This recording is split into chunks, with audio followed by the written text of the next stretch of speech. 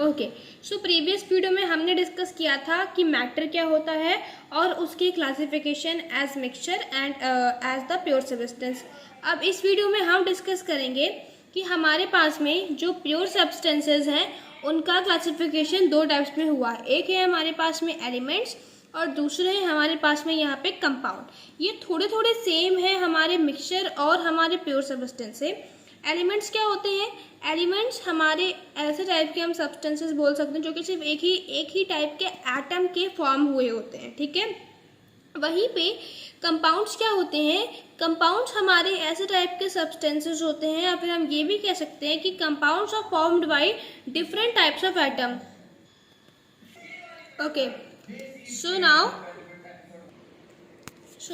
Elements मैंने फिर से बताया कि एलिमेंट्स क्या होते हैं। एलिमेंट्स आपके एक ही टाइप्स के एटम के बने हुए होते हैं, और आपके जो कंपाउंड होते हैं वो एक से ज़्यादा टाइप के एटम या मॉलिक्यूल के बने हुए होते हैं। या फिर हम कह सकते हैं कि कंपाउंड्स में डिफरेंट टाइप्स के एटम्स या मॉलिक्यूल्स होते हैं, जबकि एलिमेंट्स में ऐसा नहीं होता। एलिमेंट में एग्जांपल हम ले सकते हैं, जैसे कि हमारे पास में कार्बन है, हमारे पास में नियॉन है, ऑक्सीजन है। तो ये सारे ऐसे टाइप के एलिमेंट्स होते हैं जिनके अंदर सिर्फ एक ही टाइप का एटम है। अब ऑक्सीजन के अंदर सिर्फ ऑक्सीजन का एटम रहेगा, उसी तरीके से नियॉन या फॉस्फोरस के अंदर या कार्बन के अंदर सिर्फ उन्हीं के जैसे एलिमेंट रहेंगे। ऐसा नहीं रहेगा कि एक ऑक्सीजन के अंदर एक ऑक्सीजन का एटम है तो एक कार्बन का भी एटम है, ऐसा बिल्कुल नहीं रहेगा।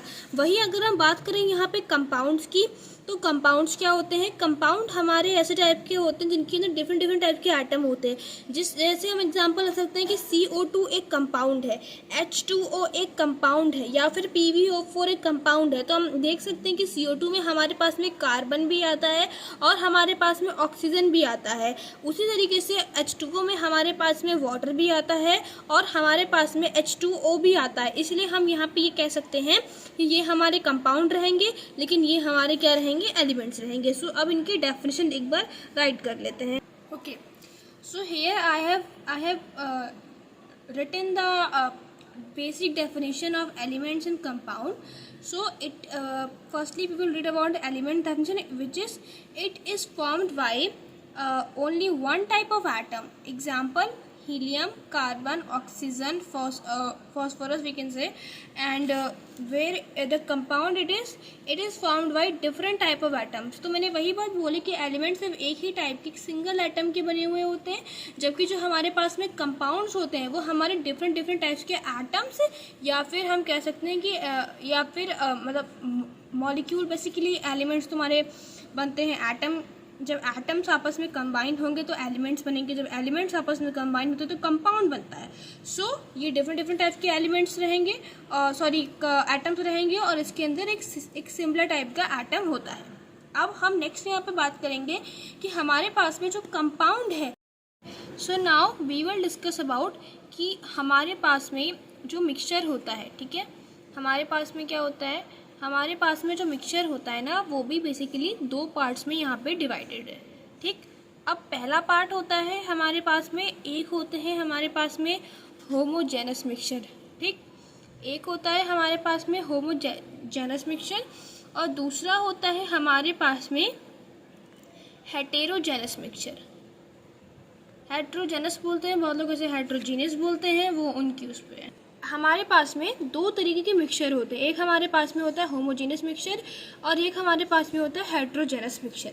सो व्हाट इज होमोजेनस मिक्सचर और what is heterogeneous mixture? If I will talk to you that कि अगर दो या दो से ज़्यादा मॉलिक्यूल, बेसिकली दो या दो से ज़्यादा, तो अगर दो या दो से ज़्यादा मॉलिक्यूल एक सोल्यूशन के अंदर, ठीक है, मतलब आपस में कंबाइन होते हैं और वो एक यूनिफॉर्मली डिस्ट्रीब्यूटेड सॉल्यूशन का फॉर्मेशन करते हैं, सो उसे हम बोल देते हैं यहाँ पे होमोजेनस मिक्सचर। वहीं पे हेटेरोजेनस मिक्सचर क्या होता है? जब दो या दो से ज़्यादा मॉलिक्यूल या उससे ज़्यादा भी हो सकते हैं, और वो जब आपस में कंबाइन करते हैं और कॉम्बिनेशन के बाद में वो क्या बनाते हैं? एक मतलब वो एक यूनिफॉर्मली डिस्ट्रीब्यूटेड मिक्सचर का फॉर्मेशन नहीं करते हैं, तो उस चीज़ को हम बोल देते हैं यहाँ पे heterogeneous mixture. So I you clear about it कि what is homogeneous mixture and what is heterogeneous mixture? So homogeneous mixture क्या होता है? जब दो या दो से ज़्यादा जब दो या दो से ज़्यादा मॉलिक्यूल्स या एटम्स आपस में कंबाइन होते हैं और एक यूनिफॉर्मली डिस्ट्रीब्यूटेड सॉल्यूशन का फॉर्मेशन करते हैं तो उसे हम लोग बोल देते हैं होमोजेनस मिक्सचर। और हेट्रोजेनस क्या होते हैं, जब दो या दो से ज़्यादा बेसिकली मॉलिक्यूल आपस में कंबाइन तो होते हैं लेकिन वो एक यूनिफॉर्मली डिस्ट्रीब्यूटेड मिक्सचर का फॉर्मेशन नहीं करते हैं, तो उसे हम क्या बोल देते हैं, तो उसे हम लोग बोल देते हैं यहाँ पे हेट्रोजेनस मिक्सचर। तो इसकी डेफिनेशन यहाँ पे राइट कर लेते हैं। So here you are saying that क्या लिखा है डेफिनेशन मैंने, when two or more than two molecules combines and form uniformly distributed solution, जब दो या दो से ज़्यादा मॉलिक्यूल्स आपस में कंबाइन होके एक यूनिफॉर्मली डिस्ट्रीब्यूटेड सॉल्यूशन का फॉर्मेशन करते हैं तो उसे हम लोग बोल देते हैं यहाँ पे होमोजेनस सॉल्यूशन। एग्जांपल के तौर पे शुगर मतलब चीनी और H2 मतलब कि वाटर। तो जब हम चीनी और वाटर को आपस में मिलाते हैं तो आप देखते होगा कि एक यूनिफॉर्मली डिस्ट्रीब्यूटेड सॉल्यूशन दिख जाता है। अब इस यूनिफॉर्मली डिस्ट्रीब्यूटेड सॉल्यूशन का मतलब होता है कि जितने भी वहाँ पे पार्टिकल्स हैं या जितने भी वहाँ पे एटम्स मॉलिक्यूल्स हैं वो सारे के सारे अपने अपने प्लेस पे क्या हो गए हैं, बेसिकली यहाँ पे डिस्ट्रीब्यूट हो गए हैं। ठीक है, अपने अपने प्लेस पे क्या हो गए हैं, वो बेसिकली डिस्ट्रीब्यूट हो गए हैं। मतलब कि उसमें मतलब जब हम चीनी और वाटर को आपस में मिक्स कर रहे हैं तो हमें चीनी का एक भी पार्टिकल मतलब शुगर का एक भी पार्टिकल वहाँ पे शो नहीं हो रहा। वहीं पे नेक्स्ट यहाँ पे बात होती है हमारे पास पे सॉल्ट और H2O की। तो वैसे ही सेम बात आ गई, नमक और पानी को मिलाते हैं तो सभी एक यूनिफॉर्मली डिस्ट्रीब्यूटेड सॉल्यूशन का फॉर्मेशन होता है।